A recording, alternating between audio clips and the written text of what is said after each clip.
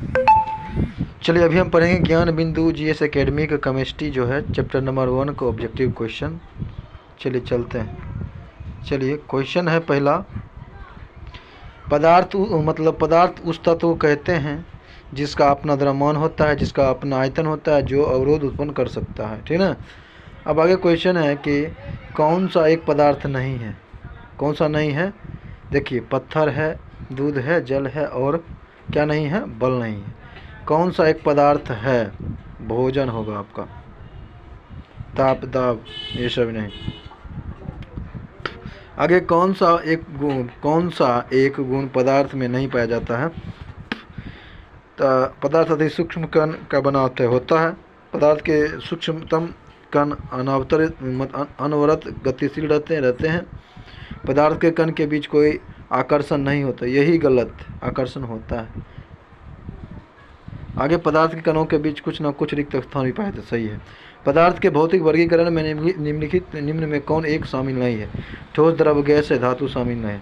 अब आगे पदार्थ के मुख्य कितने अवस्था होते हैं, तो कितने होते हैं, मुख्य 3 होते हैं, ऐसे 4 हुए, जैसे 5 हुए। पदार्थ के अवस्थाओं की अधिकतम संख्या 5 है, 5 है, ठोस, द्रव, गैस, प्लाज्मा और बोस-आइंस्टाइन कंडेंसेट। आगे चलते हैं। आगे के निम्नलिखित में से कौन सा पदार्थ नहीं है। जल, वायु, ऊष्मा, धूलकण। जल, वायु, धूलकण सभी पदार्थ हैं, ऊष्मा नहीं है। आगे है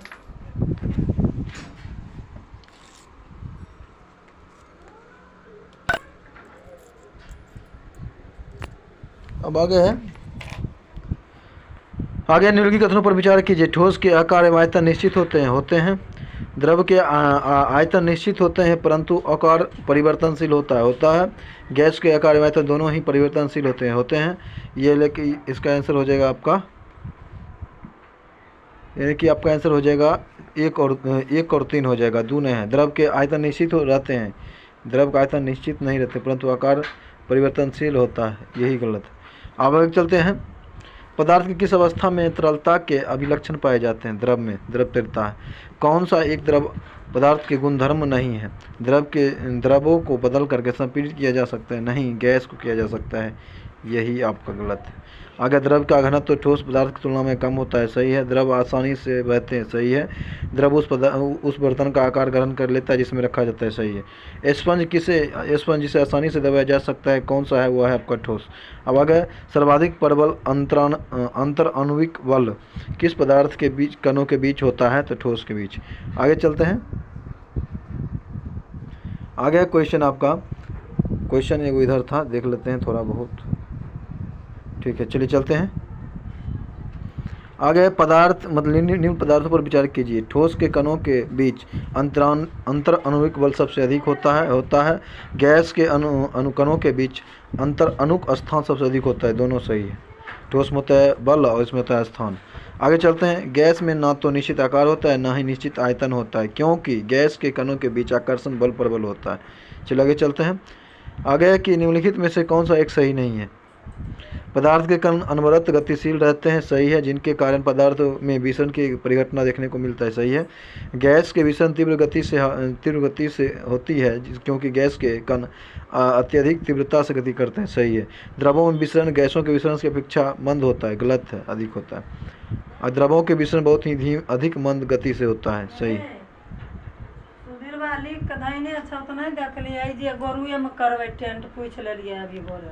सुधीर कहलिए लिख दलो नहीं है ना,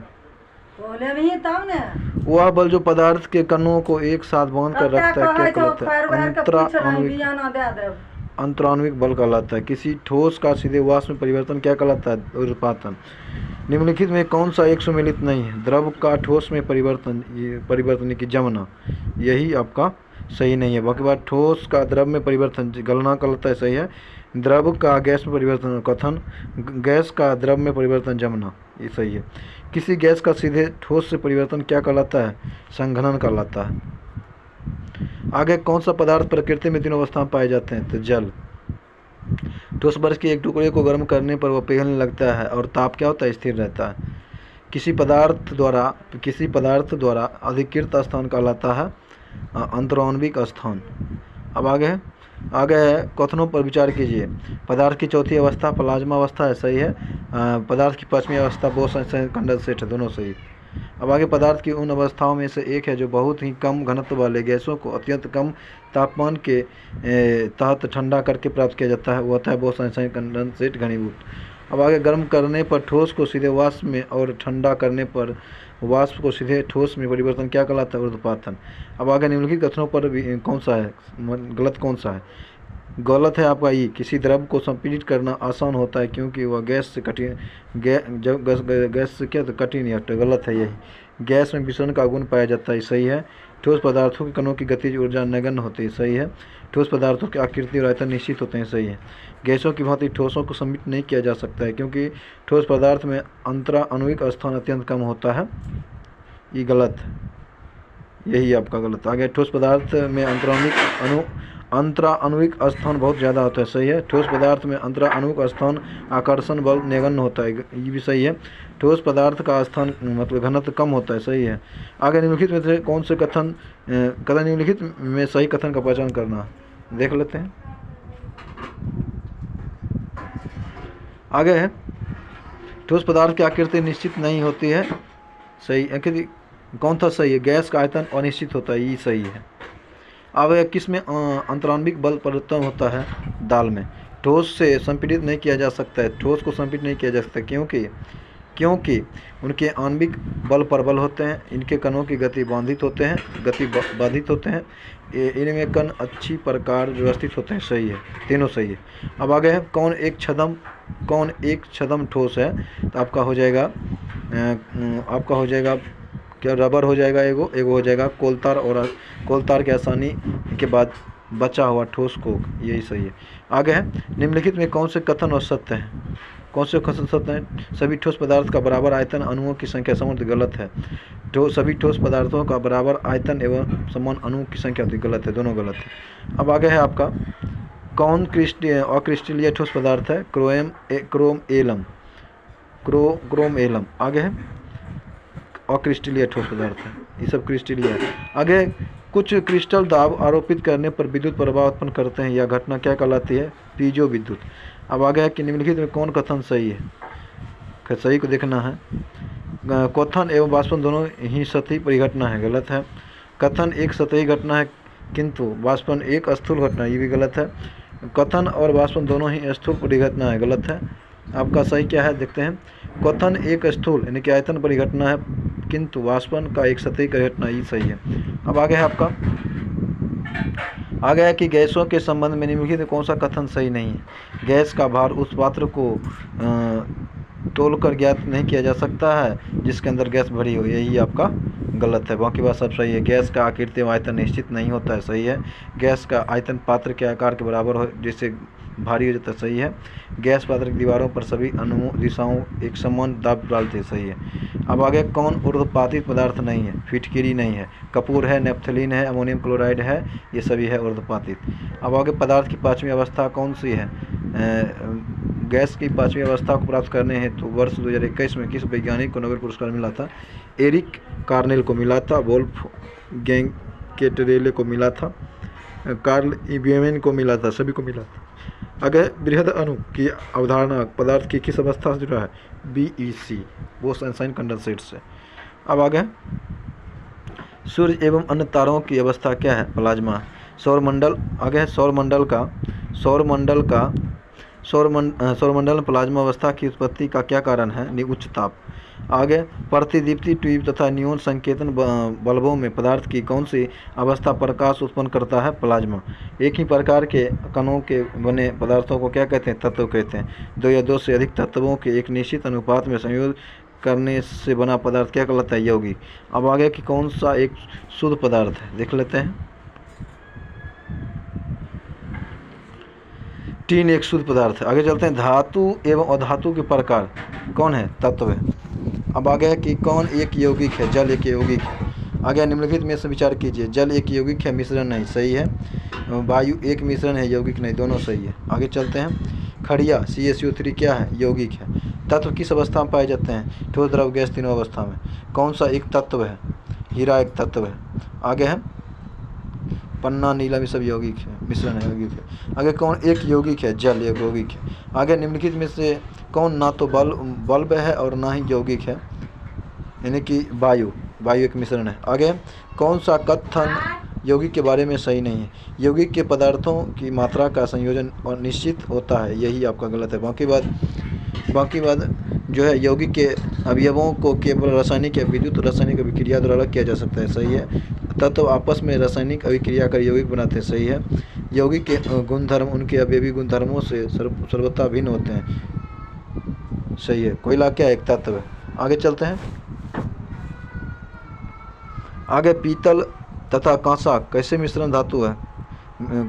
मिश्रित धातु है, यानी कि मिश्रण है। अब आगे है निम्नलिखित में से रासायनिक यौगिक कौन सा है? अमोनिया। आगे जल एक यौगिक है, मिश्रण नहीं, क्योंकि इनमें रासायनिक बंधनों से जुड़े दो तत्व भिन्न तत्व होते हैं। बारूद क्या है? एक मिश्रण है।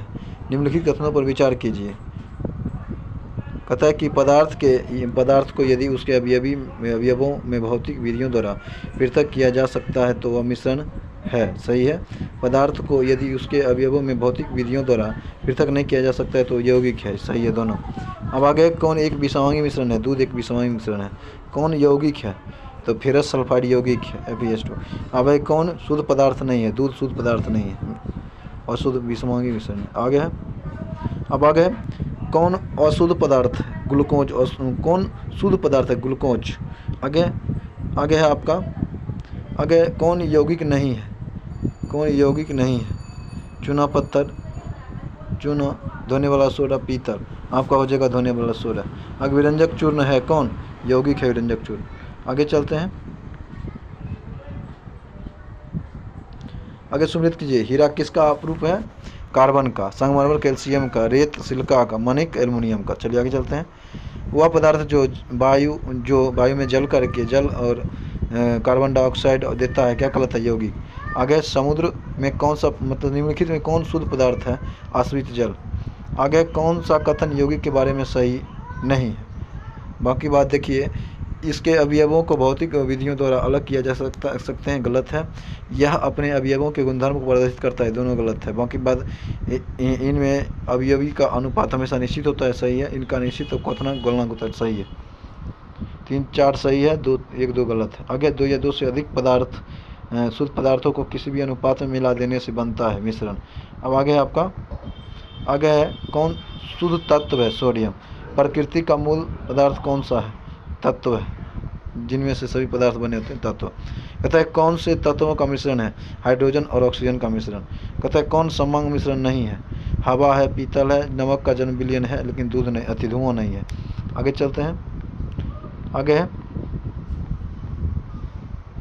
आगे सोडा वाटर किस तरह का मिश्रण है? देख लेते हैं। द्रव तथा गैस का और द्रव तथा गैस का, दोनों के बाद देने हैं द्रव तथा गैस का। आगे चलते हैं,